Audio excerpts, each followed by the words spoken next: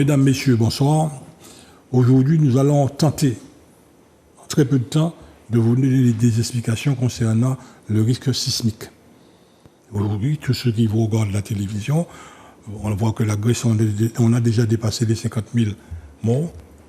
Et pour nous, un fait est certain, les documents que j'ai personnellement vus au ministère de l'Intérieur à Paris, c'est plus de 100 000 morts.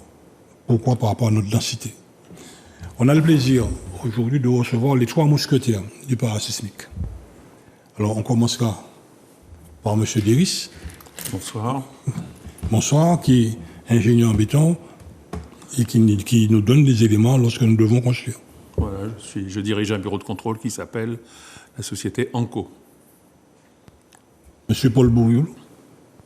Oui.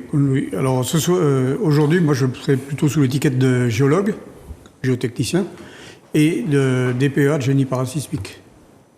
Pour construire, il faut un bon sol. Il faut un bon sol, et il faudrait éviter de se trouver dans la situation du séisme de la Turquie. Et puis le dernier, c'est Portos. Jean-Yves Venère, jusqu'à preuve du contraire.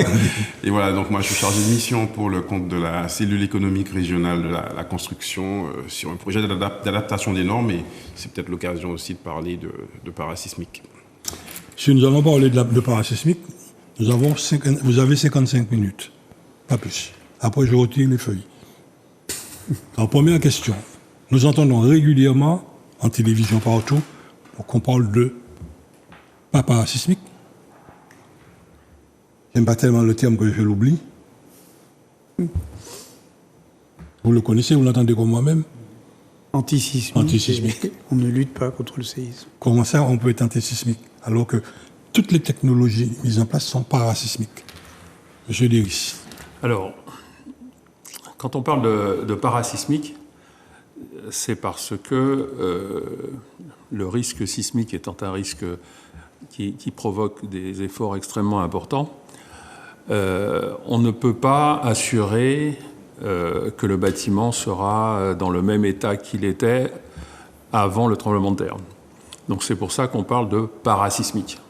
Alors il y a ce qu'on appelle des coefficients d'importance en fonction de la nature du bâtiment. Donc vous pouvez aller de 1 où on ne demande pas grand-chose à 4 où là on demande une continuité de fonctionnement. Et en fonction de ces catégories d'importance, eh bien, il y a une capacité plus ou moins grande au bâtiment à résister au tremblement de terre. Et ce qu'il faut savoir, c'est que pour la grande majorité des bâtiments, et en particulier tout ce qui est logement, qui sont donc en catégorie d'importance 2, eh bien, ce qu'on recherche, c'est le non-effondrement. Donc ça signifie qu'après le tremblement de terre, alors évidemment tremblement de terre majeur, et je pense que Paul-Louis en parlera tout à l'heure, dans le cas d'un tremblement de terre majeur qui viendra toucher la Martinique, il est fort probable qu'après le tremblement de terre, donc des bâtiments qui sont conformes et qui ne vont pas s'effondrer, donc qui vont permettre aux gens de rester vivants, peut-être qu'après il faudra soit les rénover, soit voir les démolir. Donc c'est ça la fonction de parasismique. Et donc, on n'est pas antisismique parce que on n'est pas sur des bâtiments courants capables d'assurer que le bâtiment sera intègre, si j'ose dire. Paul. Oui, dans l'esprit des gens, je prolongerai même ce que vient de dire Didier, c'est que quand on dit antisismique, c'est comme si on était capable d'annuler le séisme, de faire qu'il n'existe plus, ou de lutter à armes égales. Et je pense que Didier a très bien expliqué, on fait ce qu'il faut pour garantir un résultat minimal qui est l'humain. Voilà. Et les constructions, il pourra nous expliquer mieux tout à l'heure. Mais justement, il ne faut quand même pas catastropher, puisque par rapport au séisme de la Turquie, ils sont sur un séisme très différent du nôtre. Je crois qu'il faut quand même que les gens fassent attention à cet aspect-là. Ils sont d'abord, 1, sur le séisme, 2, sur des sols qui ne sont pas du tout les mêmes, et 3, avec des mouvements qui ont généré le séisme qui ne sont pas du tout les mêmes. Parce que chez eux, c'est un décrochement. C'est-à-dire c'est comme ça. Il y a un pan qui va d'un côté, un pan qui va de l'autre. Et il n'y a pas eu de décalage, même vertical. C'était impressionnant. Il n'y en a pas eu. Il y a eu 3-4 mètres d'écartement, mais pas beaucoup. Et chez nous, c'est pas du tout ça. C'est une plaque qui va sous l'autre plaque. C'est de la subduction. Elle se passe cette subduction démarre à 80 ou 100 km à l'est, et donc les séismes leur En hypocentre. profondeur ou en longueur? En distance. En distance à l'est, en allant vers l'est. Et elle est à 2-3 km de profondeur au niveau des sols, et l'hypocentre, le plus vraisemblable, il sera à 30 ou au moins 20-22 km, pense-t-on. Donc, c'est pas pareil, parce que on n'est pas dessus. Il y a 15 secondes pour le temps que ça vienne, et il vient dans un sens donné, et je répète, c'est une subduction, c'est-à-dire c'est un pan qui glisse sous l'autre. Et c'est pas du tout un chevauchement comme ça, qui est beaucoup plus meurtrier. Preuve en est, le séisme d'Haïti, c'était ça aussi. Donc c'est pas pareil. Ce mouvement, il est prévisible, on peut alerter? J'ai essayé de réfléchir ces derniers temps au fait que Haïti, c'était janvier 2010, donc ça fait 12-13 ans, pratiquement. Récemment, il y a un mois, on a vu qu'en République dominicaine, sur pratiquement la même faille, le mouvement s'est poursuivi il y a un mois à peu près, et avec un 7,2, quand même, c'est pas négligeable comme puissance. Ça veut dire que là, c'est du chevauchement chez eux. Ça veut dire que la plaque qui, chez nous, descend, chez eux, elle frotte contre une autre plaque qui ne bouge pas. Donc, c'est un chevauchement comme ça. Mais ça servait de blocage, ces deux-là. Comme ces blocages ont sauté, forcément, ça va remonter vers l'est. Et là, Jean-Yves m'a appris tout à l'heure qu'il y avait eu un 4-5 aux alentours de Saint-Martin. Bon, c'est malheureusement, enfin, heureusement pour eux, malheureusement pour le mouvement qu'on évoque, 4-5, c'est rien du tout par rapport à 7 qu'on attend, parce qu'il faut savoir que quand on passe de 4 à 5 pour un séisme, on multiplie par 32. C'est-à-dire qu'un séisme de 7, c'est 1000 fois plus fort qu'un séisme de 5. Donc, nous, on attend 7-8 ou 8-2. Donc, c'est quand même beaucoup plus conséquent. Alors, ce qu'on peut penser, c'est que le mouvement doit forcément, à la vitesse géologique, et ça, j'ai toujours un conflit avec les gens, parce qu'à la vitesse géologique, 1 an, c'est 1 seconde. Donc, s'il est en retard de 20 ans, c'est comme s'il était en retard de rien du tout. Donc, mais forcément, ça va revenir. Et quand on va arriver vers chez nous, vraisemblablement, on aura ce fameux 8,2 qui maintenant a plus de chances qu'avant de se produire, parce qu'il n'y a plus les freins qu'il y avait sur le côté nord en Haïti. Jean-Yves, l'objectif, c'est quoi? Construire pour sauver le maximum de vie. Et construire, et réparer, conforter ce qui existe déjà. Alors, comme Didier l'a précisé, ce qui est important, c'est que bien expliquer aux gens, c'est qu'il y a ces catégories d'importance de bâtiments. Et donc, il y en a, Didier l'a dit, 4 catégories. Et donc, en général, et principalement, ce qu'on cherche par rapport à ce risque-là, c'est à sauver les vies humaines. Et d'ailleurs, c'est pour ça que c'est assez spécifique dans la mesure où, en fait, un séisme est totalement imprévisible. C'est-à-dire le moment où il arrive n'est pas prévisible comme ça peut être le cas pour un cyclone, par exemple. Donc, ça veut dire qu'il faut que la réglementation puisse prévoir qu'il y ait de l'occupation de certains bâtiments pendant l'événement sismique. Et c'est donc pour ça que la règlement s'attache à donc classer les bâtiments en fonction du nombre, des fois potentiel, de personnes qu'il peut y avoir au moment où le séisme frappe. Alors, cette espèce d'incertitude, en fait, dicte un peu la réglementation et toutes les considérations techniques que Didier expliquera bien mieux que moi. Mais ce qui est sûr, c'est que et je pense que Didier va aussi l'expliquer, c'est que la réglementation a beaucoup évolué. C'est l'une des réglementations qui a le plus évolué sur les dernières décennies. Et en fait, chaque événement est l'occasion de faire des constats, de tirer des leçons, d'apprendre et parfois de faire évoluer la réglementation. Mais l'objectif est essentiellement donc bien de sauver des vies humaines, et il faut que les gens comprennent ça. On accorde moins d'importance en fait ce qu'on appelle les enjeux, donc les bâtiments, donc les enjeux immobiliers, à l'exception de ceux qui sont importants pour la gestion de crise, notamment les hôpitaux, les casernes de pompiers et les bâtiments de l'administration qui sont chargés de faire la gestion de crise. Didier, la réglementation, effectivement, elle change, elle bouge. Nous sommes passés aujourd'hui, on parle de code 8. On est passé du PS 92. L'autre précédent, 69. Le 69, on est passé au 80. Alors, l'auditeur qui nous écoute, ils verront suivre, il fait quoi? Il respecte les normes. Et comment Alors, je vais dire plusieurs choses d'abord là-dessus. Alors effectivement, donc on a eu toute une réglementation qui a évolué. avec aussi des obligations qui n'existaient pas avant et qui existent maintenant. Donc maintenant, on a l'obligation d'appliquer les Eurocodes et on a l'obligation d'appliquer l'Eurocode 8, donc c'est l'Eurocode qui s'occupe donc du parasismique pour les bâtiments. Alors ce qu'il faut savoir également, c'est que donc j'ai expliqué la norme, c'est le minimum légal auquel on est obligé de respecter, le minimum qu'on est obligé de respecter. Donc, si je faisais un parallèle avec les voitures, nous devons, toutes les voitures doivent respecter un certain nombre de choses, avoir des phares, avoir, etc. Ça, c'est la norme. Bon. Maintenant, rien n'empêche à des gens de rouler en Lamborghini, et rien n'empêche à des gens de construire des maisons étant beaucoup plus résistantes que ce que dit la norme. Hein. C'est-à-dire que, pareil, la première chose, on explique qu'on doit être en catégorie 2 d'importance 2 pour les bâtiments. Rien n'empêche à un maître d'ouvrage de dire à son bureau d'études, moi je veux qu'on soit en 4, c'est-à-dire je veux avoir une continuité de fonctionnement. Bon, premièrement. Donc, à partir de là, quand on fait les bâtiments, bon, ce qui est important, donc effectivement, c'est d'avoir un certain nombre d'éléments qui sont extrêmement dangereux en parasismique. Donc, ce qui est dangereux en parasismique, c'est ce qu'on appelle donc l'absence de contreventement. Je crois que tout le monde maintenant sait qu'il faut contreventer les bâtiments. Il y a ce qu'on appelle les transparences, c'est-à-dire que si vous avez un bâtiment avec des parties basses dans lesquelles il y a des grands vides, vous avez des risques.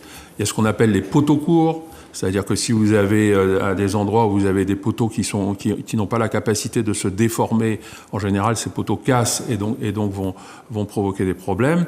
Il y a une nécessité par exemple d'être sur des sols plutôt de bonne résistance, d'avoir des fondations homogènes. Donc, si vous mélangez des semelles isolées avec des radiers ou avec des pieux, vous êtes sûr que vous allez avoir des problèmes, etc. Bon, bref. Donc, il y a tout un tas de choses qui sont importantes. L'échaînage, et l'échaînage notamment de tout ce qui est ouverture, c'est-à-dire que si vous avez une fenêtre, si vous avez une porte, il faut qu'autour de ces portes, de ces fenêtres, qu'il y ait des chaînages en béton armé si vous êtes dans un bâtiment en béton. Voilà, donc tout ça, c'est pour vous assurer un minimum de résistance de votre bâtiment. Maintenant, ce qu'il faut savoir également, c'est qu'il existe des systèmes qui permettent d'aller plus loin. Hein. Donc on vient de finir le lycée Schellcher, et le lycée Schellcher, il est sur des isolateurs. Donc ces isolateurs assurent justement la continuité de fonctionnement. C'est-à-dire que l'isolateur, en fait, on isole quelque part le bâtiment du sol, ce qui fait que le bâtiment va être beaucoup moins secoué par le sol du fait de... Bon, il existe pléthore d'autres systèmes qui existent et qui ont fait leurs preuves. Ce qu'il faut savoir également, c'est que c'est un Français qui a inventé l'isolation à la base et que la personne qui a, en tout cas en Martinique, permis le développement de cette technique, c'est monsieur Franck Hubert. Et je tiens à le citer parce que vraiment c'est quelqu'un qui a vraiment beaucoup œuvré en Martinique pour l'évolution des règles parasismiques, et c'est un peu grâce à lui si aujourd'hui on a des bâtiments dont on est sûr qu'en cas de tremblement de terre ils vont rester en tout cas en état de fonctionner après le tremblement de terre. Là on est sur du bâti neuf. Alors on est sur du bâti neuf. Alors effectivement le bâti existant est également géré par l'Eurocode. Alors il est évident que, étant donné qu'il y a des exigences sur le béton, il y a des exigences sur notamment les aciers, les bâtiments existants n'ont pas les caractéristiques nécessaires à assurer, disons, la réglementation. Maintenant, moi je pense que pour pouvoir faire en sorte de toujours revenir à ce que l'on recherche, c'est-à-dire le non-effondrement des bâtiments, on peut parfaitement renforcer, je dirais facilement et à des coûts relativement faibles, les bâtiments pour au moins obtenir qu'ils ne s'effondrent pas. Hein, donc, et je veux dire, le minimum numéro 1, ça peut être simplement de mettre des câbles. Des câbles en croix de Saint-André, ça va déjà permettre au bâtiment de résister beaucoup mieux que s'il n'y a rien.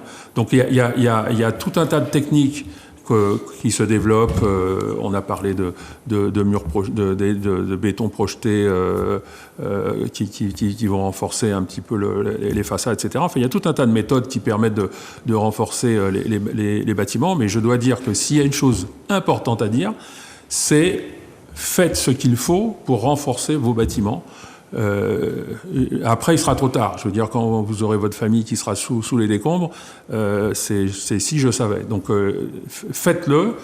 C'est pas très compliqué. Vous avez tout un tas de. Il faut savoir que la Martinique est l'un des endroits où il y a le plus de gens compétents dans le domaine parasismique. Vous avez au moins 50 ou 60 personnes qui sont à la FPS. Il y a 120 personnes qui ont eu le DPEA, il y a au moins 60 personnes qui sont à l'FPS. Il y a vraiment beaucoup de gens qui connaissent très très bien le parasismique en Martinique, et il ne faut pas hésiter à aller voir ces gens pour faire renforcer vos bâtiments. Justement, moi je reprends là parce que j'ai beaucoup œuvré dans le social, et donc soit pour des quartiers de Fort-de-France à refaire, et on avait effectivement à l'époque imaginé cette cellule tridimensionnelle centrale dans les constructions de traînelles qui sont emboîtées les unes dans les autres, et on le faisait avec ce principe de câble en croix de Saint-André. Et alors c'était peut-être pas très joli, mais il y avait la pièce supposée centrale qui était en dalle, en plafond, et sur les murs, tous les murs étaient renforcés comme ça, donc elle était indéformable. Et si traînelle descendait ou si des constructions venaient s'écrouler sur elle, ceux qui étaient à l'intérieur, ils étaient comme dans un tonneau, et on les récupérait au moins vivants. Donc ça n'a pas eu de suite malheureusement, mais c'était une démarche que je souligne dans l'esprit de ce que dit Didier, c'était très intéressant. Je signale aussi le fait que, semble-t-il, on arrive à se mettre d'accord, l'ADEAL accepte maintenant que dans les améliorations de l'habitat, ce qu'on appelle le système AH subventionné par l'État, on fasse un peu de parasismique. L'État et l'Europe. C'est la LBU, c'est français. Mais qu'on fasse un peu de parasismique avant, c'était tout ou rien.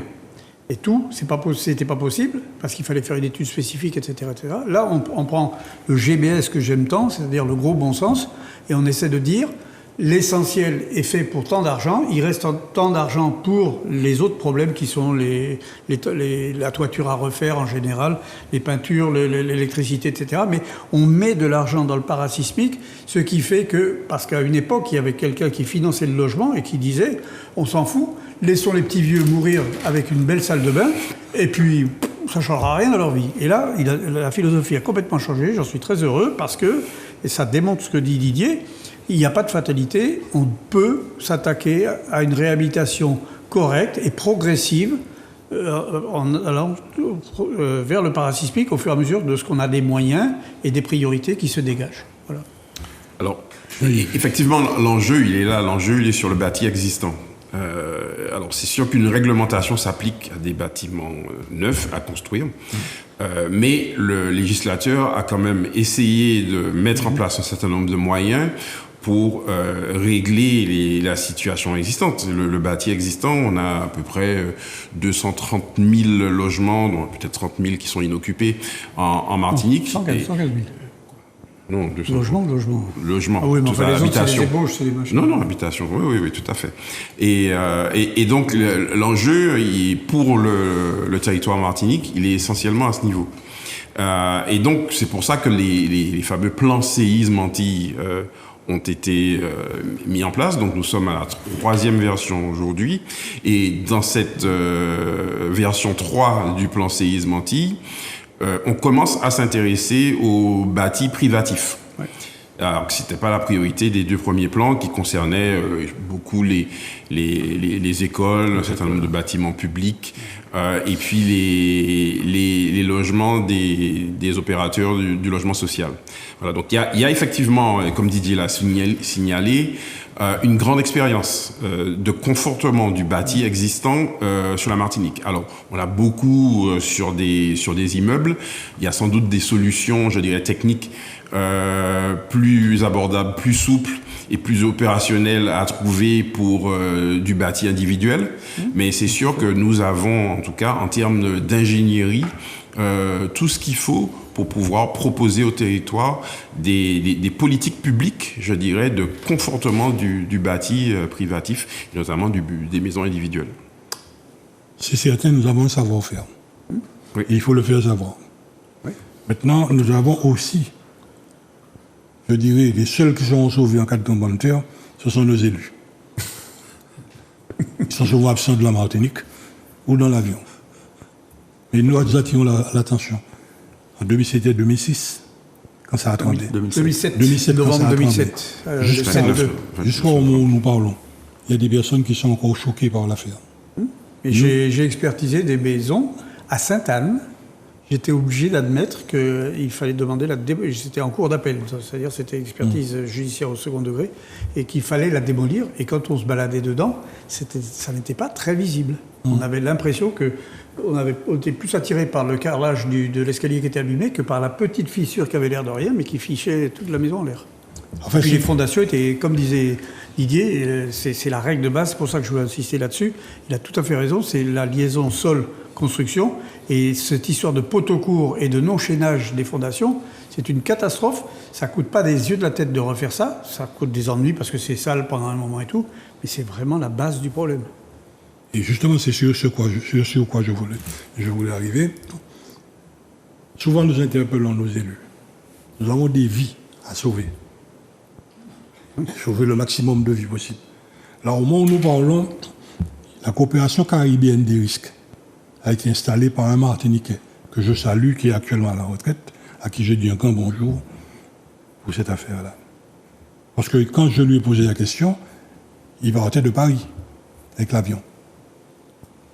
72 heures pour arriver ici, quand il y a tout ça. Ah oui, parce qu'on n'est pas certain d'arriver sur une piste qui est abordable. Tout. Aujourd'hui, tout est transféré en Guyane. Ce qui fait qu'on peut arriver très vite sur ici. Et on a mis la coopération caribéenne des risques. Pourquoi? Parce qu'on a plusieurs langues dans la Caraïbe. Les premiers qui vont arriver chez nous, ce sont les voisins. Mais les Bougas, c'est là. Pardon? Trop près, ils seront aussi atteints par le séisme. Et oui, aussi, un peu moins loin, ils seront assez proches, oui, c'est vrai.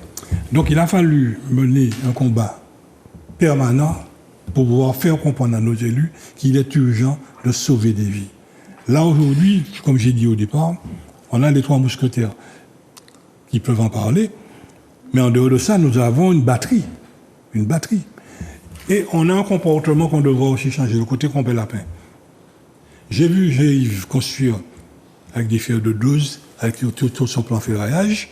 Comme j'étais chez Jean-Yves, j'ai vu son plan de ferraillage, donc je dois transposer chez moi. Déris, est-ce que cette formule est la bonne? Ah, pas vraiment, non. Alors, c'est bien que tu me donnes la parole pour ça, parce que la première chose qui est absolument fondamentale, c'est de faire une étude de sol. En Martinique, il est inadmissible de construire une maison sans faire une étude de sol. La personne qui fait ça, excusez-moi, je vais dire des mots très durs, c'est un criminel. Voilà. Hein, parce que, je suis pas tout seul. Moi, je vous assure, bon, ça fait 43 ans que je fais ce métier, vous ne pouvez pas savoir à quel point j'ai vu des choses qui étaient invisibles, quoi. C'est-à-dire qu'il y a des endroits où vous avez l'impression que vous étiez sur de la roche, et puis quand vous passiez la roche, et puis paf, vous tombez sur un trou, et vous tombez sur... et parce qu'il y a beaucoup d'eau dans ce pays, et souvent l'eau, elle gratte en dessous du terrain, donc vous croyez que vous êtes sur un bon sol, et vous êtes sur une mine, quoi. Donc moi, je dirais, première chose, étude de sol. Et dans l'étude de sol, il ne faut pas faire l'étude de sol sur 2 mètres de profondeur. Hein. Il faut qu'on descende pour voir, pour être sûr qu'en dessous, il n'y a rien et qu'on est bien sûr qu'on n'a pas de problème. La deuxième chose que je voudrais dire, c'est que les fondations, on a tendance à penser que les fondations, c'est caché. Voilà. Donc les fondations, on met du béton rapidement et puis voilà. C'est la chose, je veux dire, si on vous enlève les pieds, même si tout le reste du corps fonctionne bien, vous allez avoir quelques problèmes. Dans la maison, c'est pareil. La chose la plus importante sont les fondations. Donc il faut que les fondations soient bien faites. Donc il faut qu'elles soient au bon sol, il faut qu'elle soit sur un sol homogène. Donc, il n'est pas question d'aller une partie qui est sur un sol mou et puis une partie qui est sur un sol dur. Vous n'aurez que des problèmes. Donc avoir des fondations. Dans le calcul parasismique, quelque chose qui est très important, c'est l'homogénéité des fondations. C'est-à-dire qu'il faut que les fondations se comportent de la même manière. Donc il faut qu'elles soient chaînées. Donc il faut absolument qu'il y ait des longrines qui chaînent les fondations de façon à ce que ce soit quelque chose de monolithique. Il faut que la fondation soit monolithique. Donc tous ces éléments-là, c'est extrêmement important. Maintenant, on a une fâcheuse tendance ici à vouloir faire l'économie. On fait l'économie de l'architecte, on fait l'économie du bureau d'études.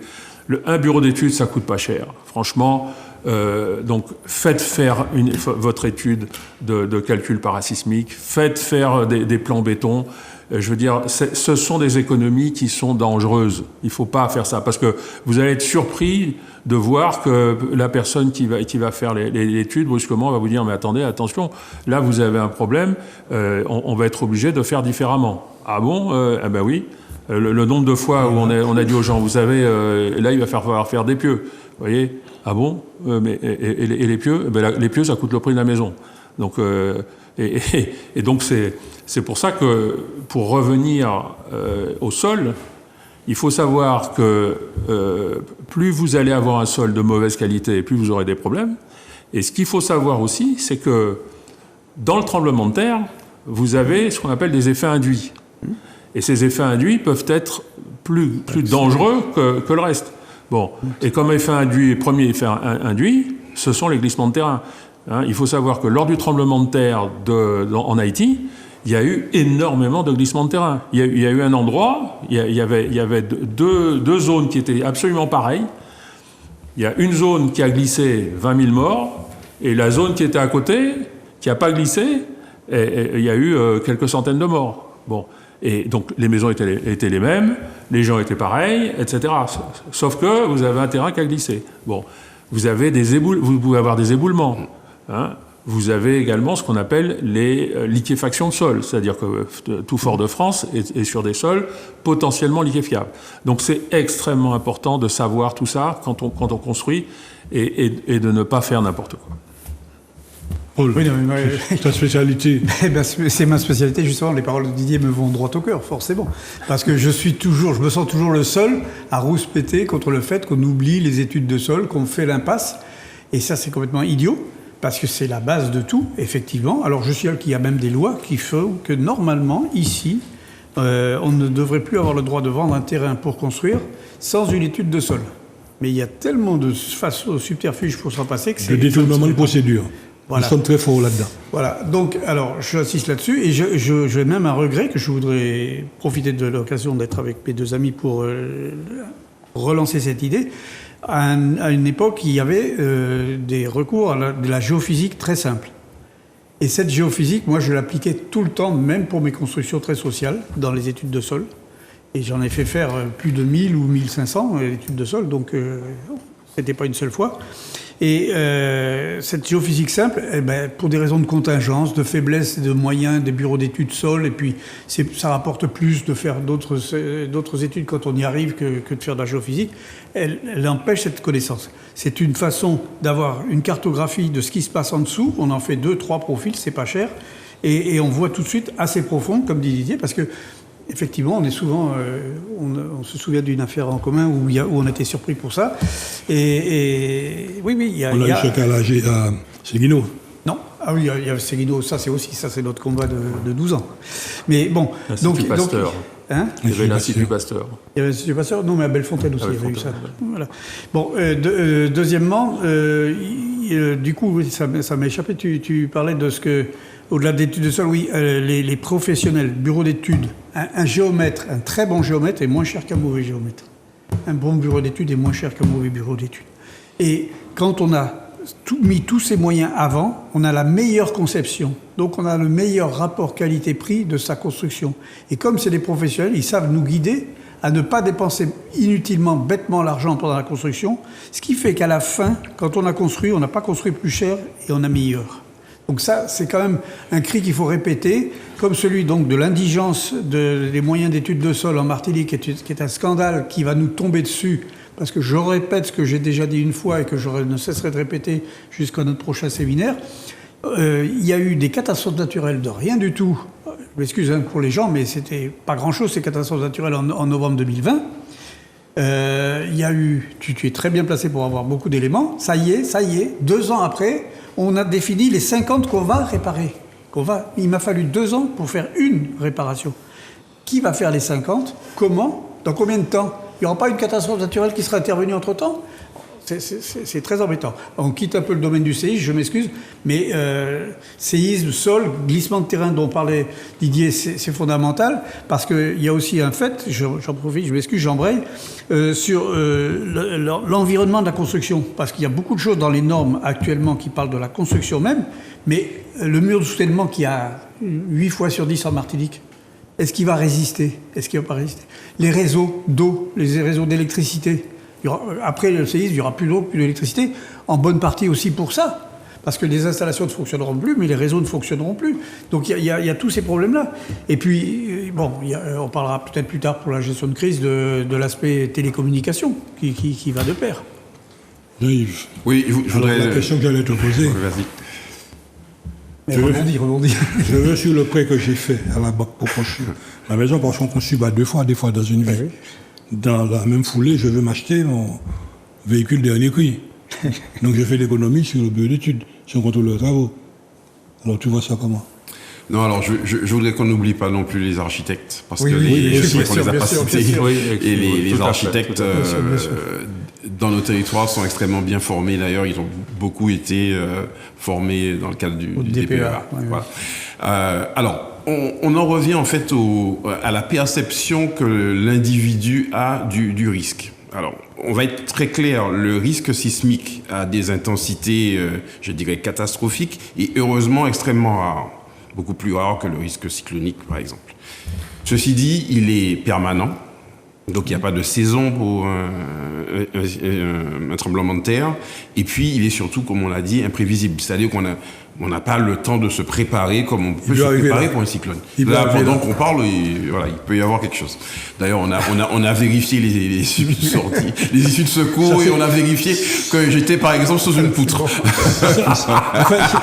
C'est notre uniforme professionnel. Ah oui, partout. Oui, on regarde les issues de secours en général quand je rentre dans une pièce. Oui, c'est vrai. Hier soir, on était dans une grosse réunion. Oui. Je me suis installé en cas de séisme. Qu'est-ce que je t'ai dit tout de suite ? Oui. Je ne vais pas au même endroit. Voilà. Mais la perception que je dirais le citoyen moyen a du séisme est assez complexe. Alors c'est un risque qui fait très peur. Quand on fait le classement des choses, des risques naturels qui font peur aux gens, le séisme en général arrive dans les toutes premières places. Chaque fois qu'on a un séisme qui est ressenti ici, les réseaux sociaux s'enflamment. On voit bien que les gens commentent, énormément. Ceci dit, même si c'est un risque qui aujourd'hui réglementairement est donc bien cadré avec une réglementation qui dit des choses, c'est quand même un risque sur lequel les ingénieurs ont beaucoup travaillé. Donc aujourd'hui, on sait comment conforter les bâtiments et comment faire en sorte qu'ils ne s'effondrent pas.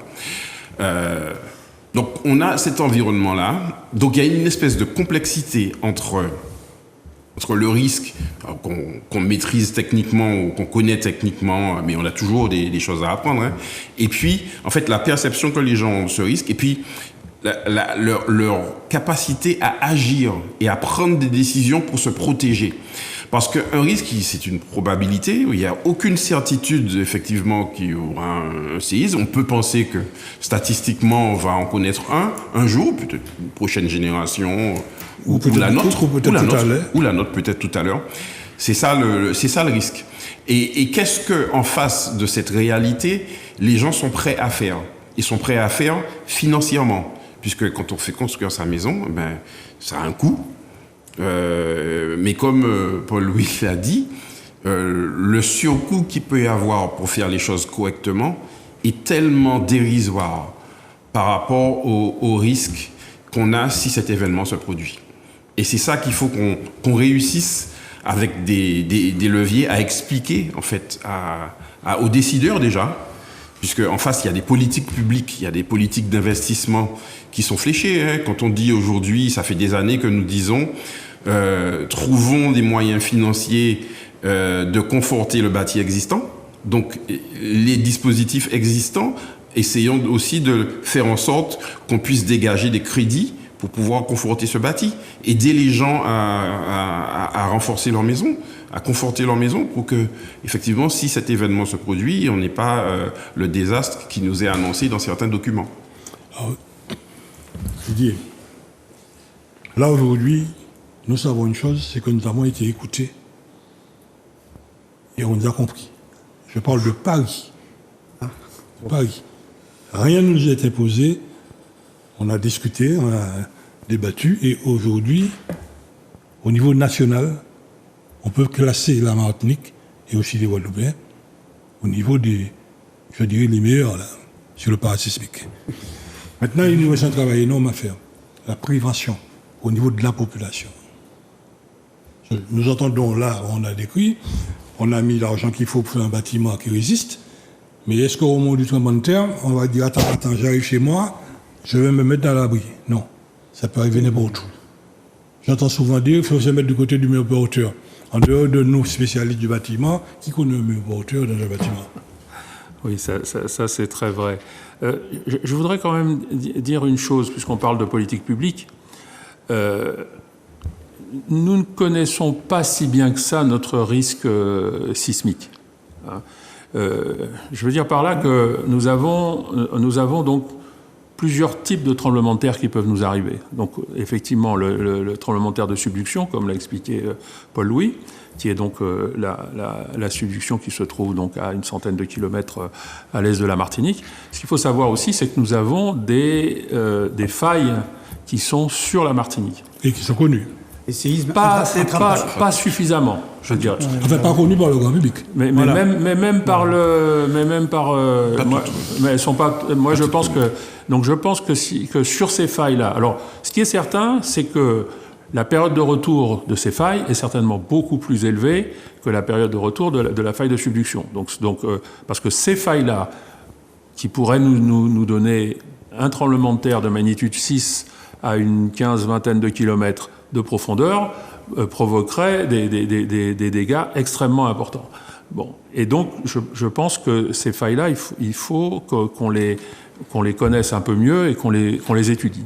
Ce qu'il faut savoir, c'est que il y a un travail qu'on peut mener sur le sol. Alors, peut-être que Paul-Louis en dira un peu plus. Mais si vous voulez, on est capable d'instrumentaliser les failles. La faille de subduction, ça sera plus difficile parce qu'il faudra sans doute descendre à 3 km, mais on est capable de le faire.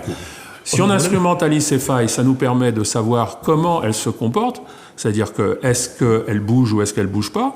Si la faille, elle ne bouge pas à un endroit, c'est qu'à cet endroit-là, il y a un blocage, et donc on peut avoir une idée déjà qu'à cet endroit-là, c'est certainement cet endroit-là qu'il y aura le tremblement de terre. On est capable aussi, si on instrumentalise les phases et si on les regarde de près, de savoir à quels endroits on a des modifications de la faille ou des zones de faiblesse, des choses comme ça, ou des failles transverses à travers la faille principale qui vont entraîner justement plutôt un tremblement de terre à cet endroit-là. On voit que par exemple en Martinique, à 50 km de la Caravelle, on a des tremblements de terre assez réguliers. Il y a de fortes chances qu'à cet endroit-là, il y ait quelque chose. Bon. Et puis, donc tout ça, si également on étudie les caractéristiques des roches en profondeur, et ça on est capable de le savoir également, je dirais que tout cet environnement-là nous permettrait, alors je ne dirais pas, on ne sera jamais capable de vous dire le 7 décembre 1951 à 20h il y aura un tremblement de terre. Par contre, pour le tremblement de terre par exemple d'Haïti, il y a un des spécialistes ils avaient un peu instrumentalisé les failles, qui a dit attention, là il va y avoir un tremblement de terre. Et ça on est capable de le faire. Donc ça c'était la première réponse. Et puis la deuxième chose, effectivement, concernant donc le comportement à avoir en cas de tremblement de terre, ce qu'il faut savoir, c'est que la moyenne du déplacement que font les gens en cas de gros tremblement de terre, magnitude 8, c'est 3 mètres. Donc, il ne faut pas se leurrer. Même si vous avez toutes les volontés possibles et imaginables de vouloir atteindre la porte, vous n'allez pas l'atteindre. Donc, ce qu'on vous dit, c'est d'essayer de vous protéger Donc normalement, si vous êtes dans un bâtiment qui est normalement résistant au tremblement de terre, le risque, c'est de prendre les faux plafonds, les éléments qui sont en hauteur, qui risquent de vous tomber sur la tête. Les meubles ou autres. Voilà, ou les meubles. Donc c'est pour ça qu'on vous dit, protégez-vous, mettez-vous sous une table, mettez-vous sous un élément un peu raide, de façon à vous protéger de ça. Et c'est pour ça qu'il faut être dans des bâtiments qui soient capables de résister au tremblement de terre et de ne pas s'effondrer. Alors il y a un autre risque qui nous prend au nez. Et c'est mardi dernier, mardi gras, quand j'ai su qu'il y a eu pratiquement plus de 100 000 personnes à Fort-de-France, on peut avoir un tsunami, sans avoir le tremblement de terre ici. Alors quand je me suis dit, attends, comment on m'évacue tout ça? Le tsunami, ça renvoie à beaucoup d'autres sujets. Hein. Oui, mais il y en a un permanent, c'est la montée il est dans des le eaux. risque sismique. Oui, c'est lié au risque sismique. Mais ici, on sait que ça viendrait essentiellement donc de choses qui se passeraient aux Açores, au sud de le Kikenjam, qui est un volcan qu'on suit. Kikenjeli, pardon. Kikenjeli, ouais. Et qu'on suit, et des choses comme ça. Bon, le tsunami... C'est un jeu du chat et de la souris en ce moment. C'est difficile d'en parler sérieusement parce que en fait, on est face à quelque chose qui consiste à dire que si ça montait réellement, normalement, c'est pas plus de 2 mètres, mais quand même 2 mètres de hauteur, ça fait des vagues bien supérieures. Et c'est l'occupation des franges littorales. Ça, c'est quelque chose qu'on va regarder bientôt avec Baptiste Oli de la Cerque dans 8-10 mois. On fera un séminaire là-dessus. On met une priorité pour l'instant sur la construction sur les sols pentus, mais ce tsunami, c'est difficile d'en parler comme ça. Il faudrait faire une longue émission. Par contre, ce que je voulais faire, c'était réagir sur ce que disait Didier. Oui, il y a eu un intraplaque. On n'en a pas fait attention, mais moi je le sais parce que je suivais un dossier juste à côté, au Gros-Morne, justement, hein, chez toi. Et de 5, c'était dimanche, il doit y avoir une dizaine de jours. Et bon, ça n'a pas fait beaucoup de bruit, ça n'a pas fait beaucoup de dégâts, parce qu'il était, semble-t-il, un peu profond. Mais enfin, quand c'est un peu moins de 5, ça n'a rien à voir avec 6. Hein. Ça fait 32 fois moins que 6. Hein. Voilà.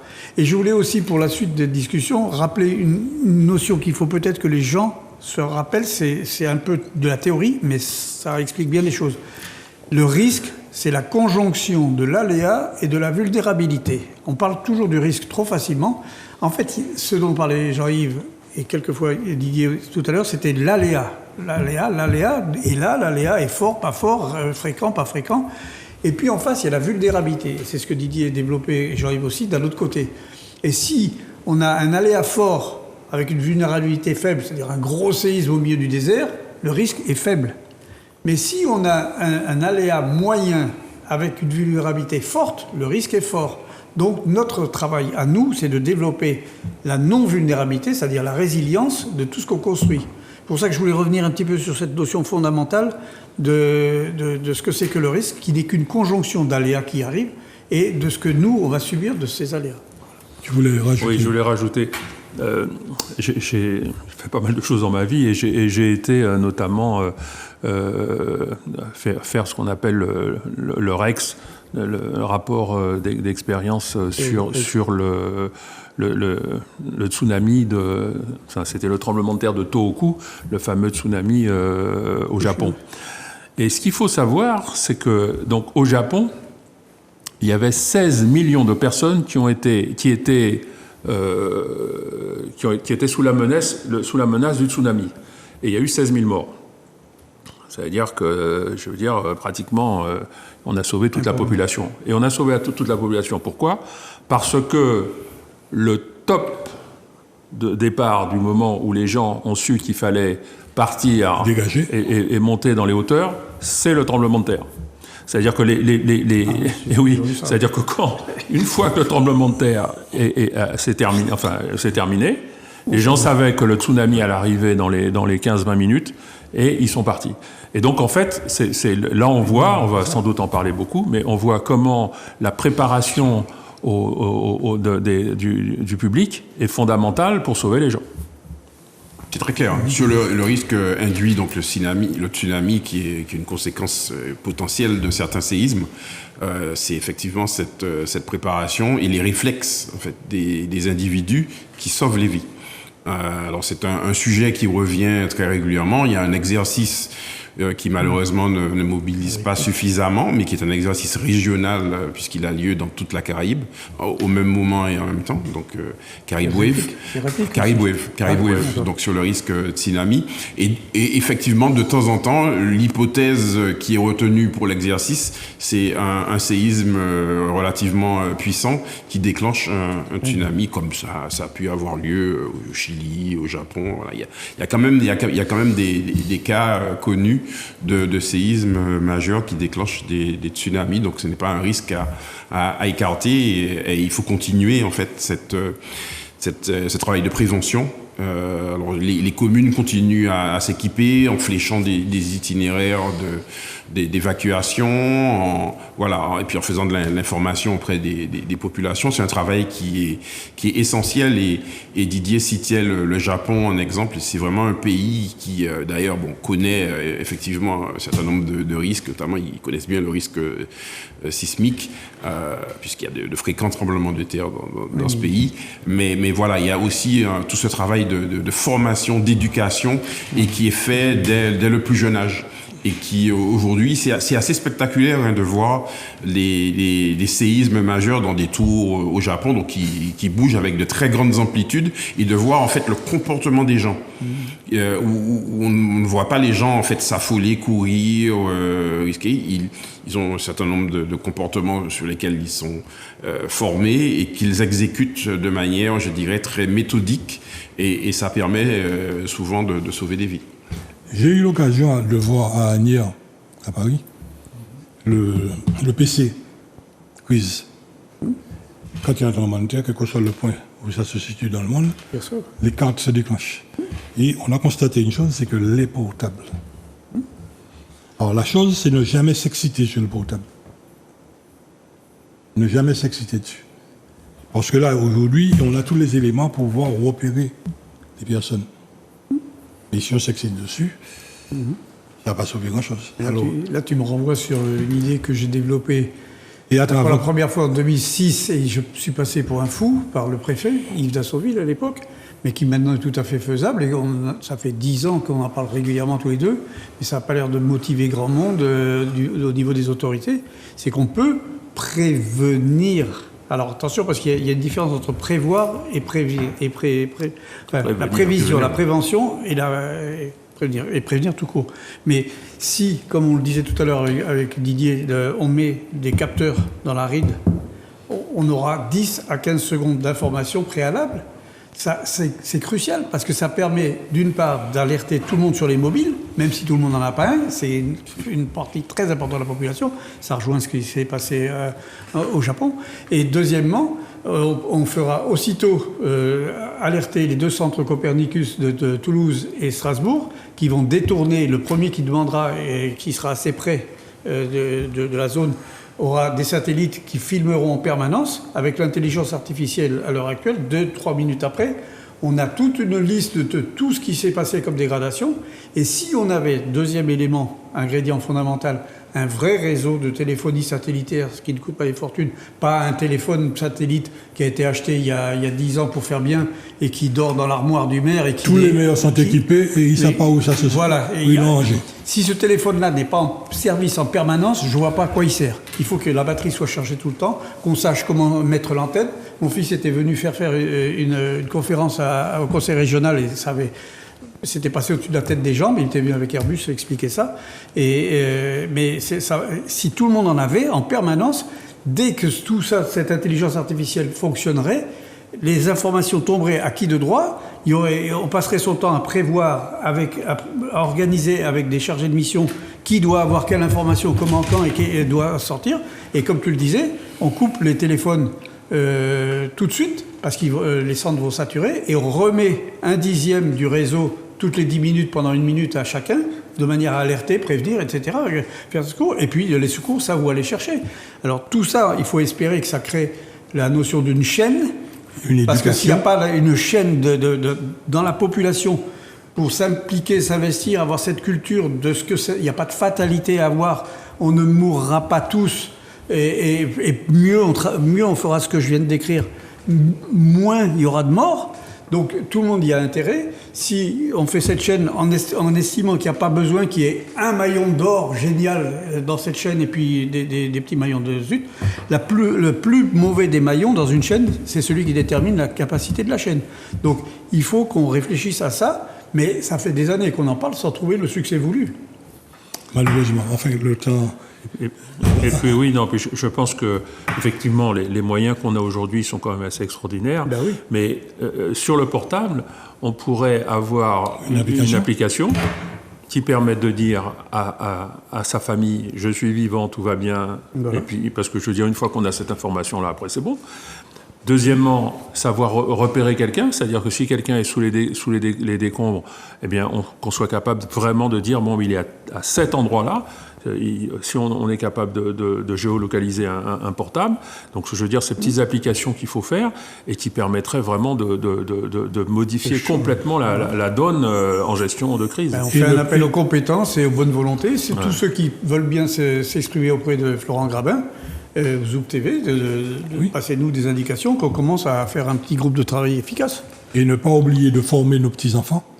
Ce sont les seuls qui sont en capacité de rentrer dans certains trous. C'est aussi simple que ça. Ouais. Bon, enfin, nous allons arriver à la conclusion. On va commencer par Déris, donc qui est ingénieur dans le bâtiment.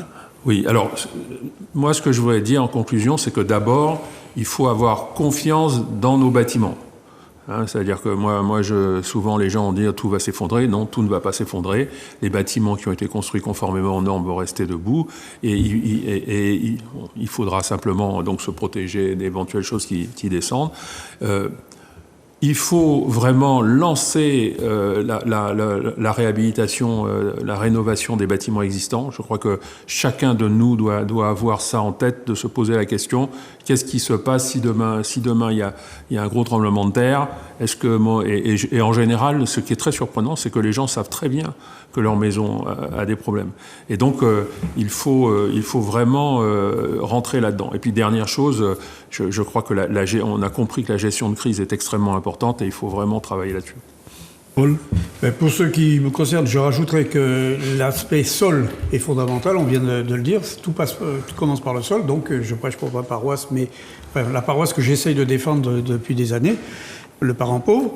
Et deuxièmement, je dirais que ce qui vient de se passer en Turquie est une alerte, mais ce qui vient de se passer à Haïti, République dominicaine, Saint-Martin, est une alerte d'une autre nature. Ça veut dire que ça mûrit plus vite maintenant qu'avant. Donc, il est peut-être temps de se mettre à se préparer sans fatalité, parce que il y a des moyens de réagir. On vient de le dire à la fin. Moi, c'est quelque chose qui me paraît extrêmement passionnant, ambitieux et positif de dire qu'on peut se regrouper pour se prendre en main sans attendre que ce soit les autorités, comme toujours, qui fassent descendre ça. Et oui, agissons. Simplement pour conclure en 2 mots, faisons confiance aux professionnels martiniquais. On a vraiment développé de l'expertise ici à tous les niveaux. N'hésitez pas à faire appel à eux pour pouvoir, même pour de l'existant, conforter de l'existant. Je pense que c'est quelque chose de fondamental à faire. Ce risque, il est prégnant, il est là. On ne sait pas à quel moment il peut frapper. Protégeons-nous, protégez-vous. Et puis voilà, faisons les choses de manière rationnelle et pragmatique. Et je pense que si jamais nous devons affronter ce genre d'événement, on s'en sortira beaucoup mieux. En tout cas, merci messieurs. On a entendu les 3 mousquetaires du parasismique. Nous espérons que nos dirigeants vont nous écouter et nous entendre. Nous espérons que la population aussi va écouter et comprendre. Mais ce que nous attendons de nos dirigeants et de l'État, c'est que soient installés dans tous les bâtiments, vieux, petits, à nouveau autres, des ballons d'eau pour pouvoir faire face au manque d'eau lorsqu'il y aura une crise. Ne jamais oublier la première chose qu'on aura à gérer, l'après-crise, est très dangereuse, l'après-crise. L'eau et l'énergie. Et concernant l'énergie, nous avons obtenu, et ça il faut qu'on continue à mettre la pression dessus, que les centres commerciaux soient calés sur le système d'EDF, qui, à l'échelle 5, le courant est coupé sur toute l'île, alors que hier, quand ça coupait, tout de suite, le groupe démarrait. Donc ils se sont mis au même niveau que EDF. Espérons que ça s'est suivi et qu'on continue à faire ce qu'il faut. Le plus important pour nous, c'est de sauver le maximum de vies. Voilà. Maximum de vies. En tout cas, merci de nous avoir écoutés. Merci d'avoir compris ce qu'on a porté comme message. Et je reviens sur nos élus. La diaverti pas qu'à tuer femme en caille. Faisons très attention, messieurs les élus. Vous avez une lourde responsabilité dans l'affaire. Mettez les moyens qu'il faut sur la table pour permettre de sauver le maximum de vies en Martinique.